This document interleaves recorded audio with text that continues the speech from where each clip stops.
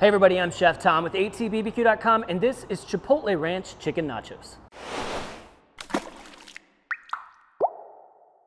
Looking for an easy weeknight meal? Look no further. This is Chipotle Ranch Chicken Nachos, and they come together real quick. Now, we do need a little bit of marination time. This is the kind of thing where you're gonna get home from work, prep your chicken, little marination time. In the meantime, you can build your Chipotle Ranch, and by the time that chicken's ready to go, you're ready to go. Step one, we're going to pound out our chicken breasts. So using chicken breasts, you guys have seen me do this before. You can tell that obviously this end right here is much thinner than this end, so we're gonna try and even that out.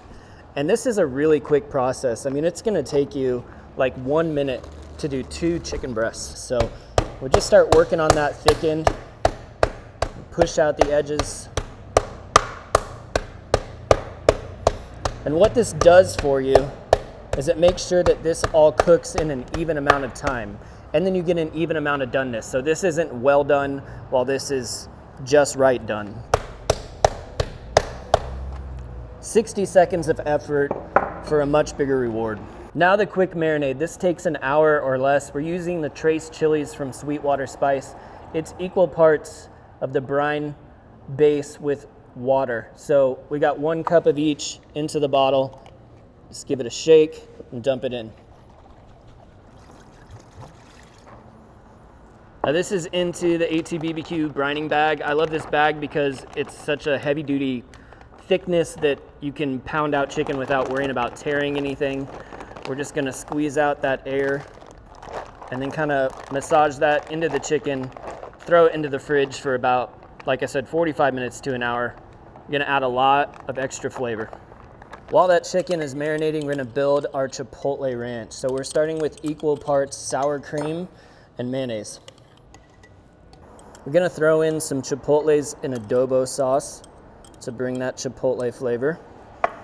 And we've got just a little bit of buttermilk. You can always thin it out more, so start slow. I've got some cilantro microgreens, but you can use regular cilantro. And then we're gonna add a clove of garlic, just crushed and peeled. The immersion blender is gonna do the work here. And we wanna get a little bit of lime juice in there. So especially when you're working with small batches, the immersion blender is a fantastic tool, one of my favorites in the kitchen. You can get small amounts of sauces made in small containers versus trying to put it in a blender or a food processor and struggling with it, the container being too large for the sauce. The only other thing I'm gonna add to this is a little bit of our Cattleman's Grill Lone Star brisket rub, which is just salt, pepper, garlic, and celery seed. Just give that a quick stir, and then we'll transfer this over to a squeeze bottle. Chicken's coming out of the brine now. We'll get it seasoned up. We can use that residual brine on the surface as a binder, and then we're gonna hit it with our Cattleman's Grill Mexicano. So a lot of chili flavors going on here. You've got your kind of classic taco seasoning in the Mexicano. This is all gonna work great for, you know, a pretty easy chicken nacho dinner. I'm gonna be using the Yoder wood-fired oven today inside the YS640. Set to 450 degrees, and we preheated this cast iron pan.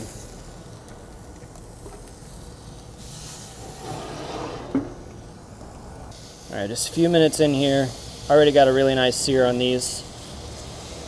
The skillet's piping hot. We're gonna bring this up to an internal temperature of about 155.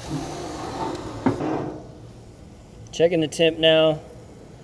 We got 158. Ooh, coldest spot, we got 156. That's perfect. So there's 2 ways you can go about this. You can pull this apart, shred it if you want, or you can dice it. It's totally up to you. It's only a preference thing. I'm just gonna dice it up for what we're doing today. And don't forget those board juices. Once you get it totally diced, you wanna make sure to run all these pieces through the board juice so that they can soak up all that flavor. Now at 155 degrees finishing temperature, you can assume that there's gonna be carryover cooking that's gonna get you over 160. And that's where you're gonna get the juiciest white meat. So now chicken's gonna go right on top of our chips, back in the same pan that the chicken was cooked in. And the goal from here on out is just to get the cheese melted. And since the chicken's already cooked, we're gonna put it on the bottom and the cheese is gonna go on top. But before we do that, let's add some beans. So just sprinkle in some black beans. You can cook them yourself, you can use canned, whatever's convenient for you. Again, this is supposed to be an easy meal. And then we're gonna do our cheese. So I'm using pepper jack today. You can already see that this stuff's been sitting out in the Kansas heat, starting to break down already. So what we're really looking to do is get it melted and get a little bit of browning on top of that cheese. Back into the wood-fired oven, just until that cheese is melted. All right, we're getting melty. We're gonna spin these around, give them a couple more minutes. All right, melty, brown. This is exactly what we're looking for. This has had enough time to cool off just a little bit, so we're gonna finish it off with one of my favorite salsas, the hot roasted green chili from Holme's made. Super fresh ingredients. Get your fire roasted chilies, some jalapeno in there, of course the tomatoes, some onion and garlic. I like some pickled jalapenos on mine. These are the tamed ones, so they're not super spicy, but if the kids don't want them, you just do half the sheet pan with the pickled jalapenos. Now a little freshness on top, we get some romaine.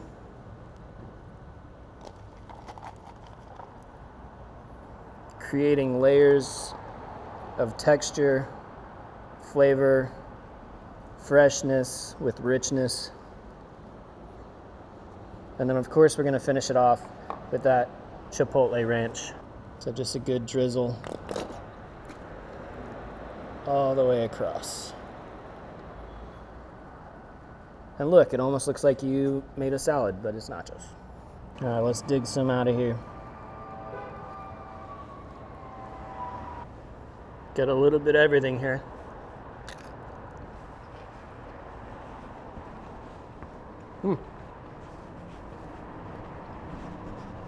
Those are some American nachos right there. Chipotle ranch works really well. Normally I'd use like a Mexican creamer or something like that on top of nachos, but it's hitting the spot today. I like this little bit of heat and smokiness that you get out of it. Chicken's still super tender. That cheese, really melty, with just a little bit of crust on top. That's gonna mellow as everything sits, so you're gonna wanna eat this one fast. Thank you guys so much for watching. Be sure to check out atbbq.com for all the products featured in today's video. If you enjoyed the recipe, hit that subscribe button. If you have any questions or comments, or there's anything you'd like to see me cook, let me know in the comment section down below, and let's be good to one another. For more recipes, tips, and techniques, head over to atbbq.com/thesauce. All things barbecue, where barbecue legends are made.